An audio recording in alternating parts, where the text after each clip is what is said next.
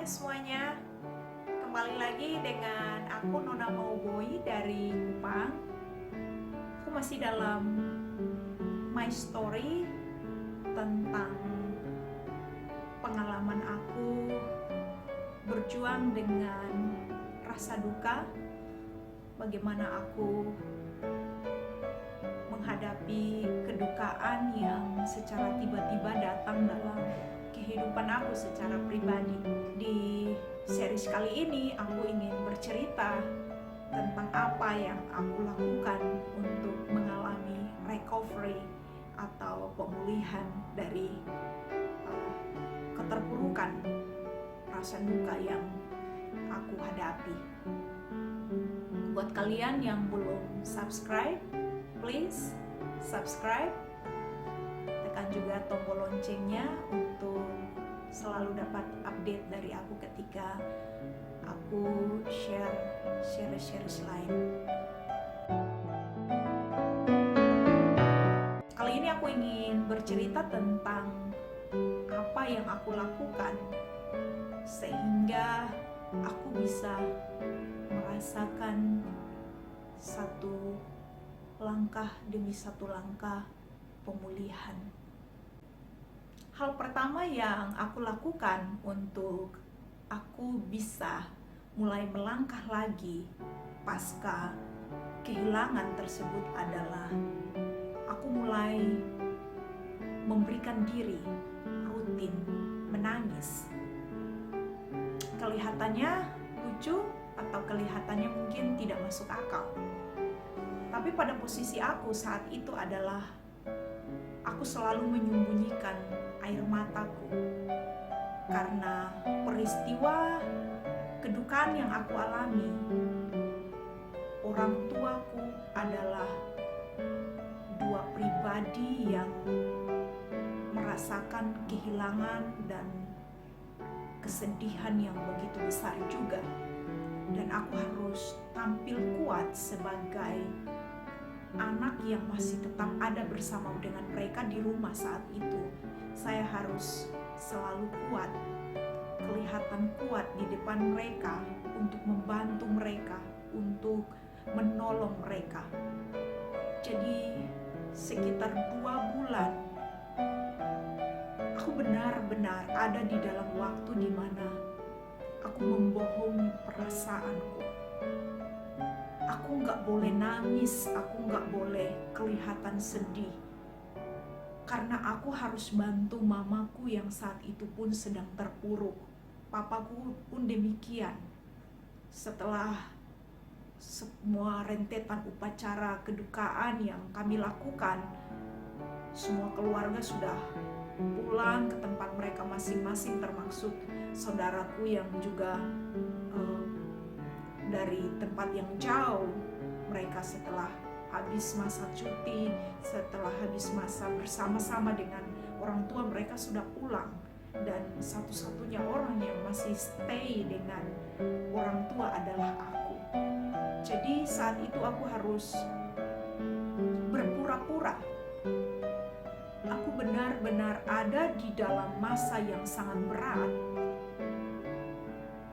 Karena aku gak boleh menunjukkan bahwa aku lemah. Aku gak boleh menunjukkan bahwa aku hancur. Aku gak boleh menunjukkan kepada mereka bahwa aku pun sebenarnya gak bisa. Aku harus terus bersandiwara di depan orang tua aku kuat. Karena aku harus tolong mereka.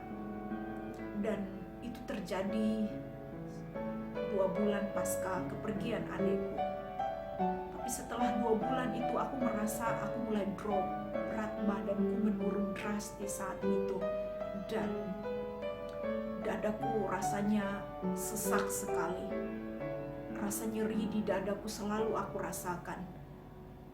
Di bagian kepala, bagian belakang kepalaku ini aku selalu rasa sakit. Dan aku mulai berpikir bahwa aku mungkin akan sakit yang sangat parah karena aku terlalu bersandiwara dengan perasaanku.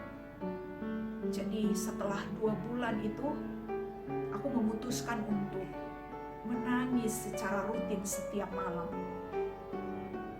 Setiap malam saya masuk ke kamar dan menenangkan diri sesaat di sana dan menangis sejadi-jadinya. Ketika perasaan sedih itu datang, saya benar-benar menangis. Menangis yang gak nahan. Saya benar-benar nangis, tentu dengan tidak mengeluarkan suara yang keras, tapi saya benar-benar menangis.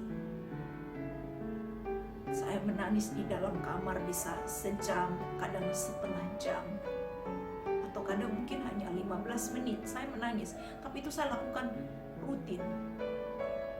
Dan setelah saya lakukan 1 minggu, saya terus menangis. Rasa sakit di bagian belakang kepala saya itu mulai berkurang. Rasa nyeri yang biasanya saya rasakan di dada setiap kali nafas itu mulai berkurang. Dan saya mulai tidur lebih baik.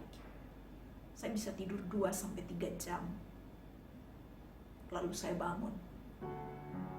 Atau kadang-kadang mungkin 1 jam lebih saya sudah bisa dapatkan tidur itu. Tapi itu saya lakukan setelah saya mengambil keputusan untuk jujur dengan perasaan.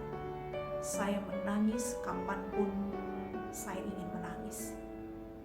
Tentu saya tidak lakukan di depan orang tua saya, karena saat itu mereka pun masih dalam keadaan kedukaan yang begitu besar, dan hanya saya satu-satunya orang yang ada bersama dengan mereka di rumah. Jadi saya harus menolong mereka, tapi saya juga tahu bahwa kondisi saya dalam keadaan yang sangat buruk. Jadi saya harus menolong diri saya sendiri. Dan langkah kecil yang saya lakukan pertama adalah saya jujur dengan perasaan saya sendiri. Ketika saya mau menangis, saya pasti ke kamar mandi atau saya ke kamar saya dan saya menangis. Saya memang masih melewatkan waktu harus tidur dengan mereka setiap malam, karena saat itu saya belum mampu untuk tidur sendiri. Saya masih mau tidur dengan kedua orang tua saya. Jadi saya tahu bahwa saya ada dalam situasi yang begitu sulit, tapi saya juga tahu saya harus melakukan sesuatu.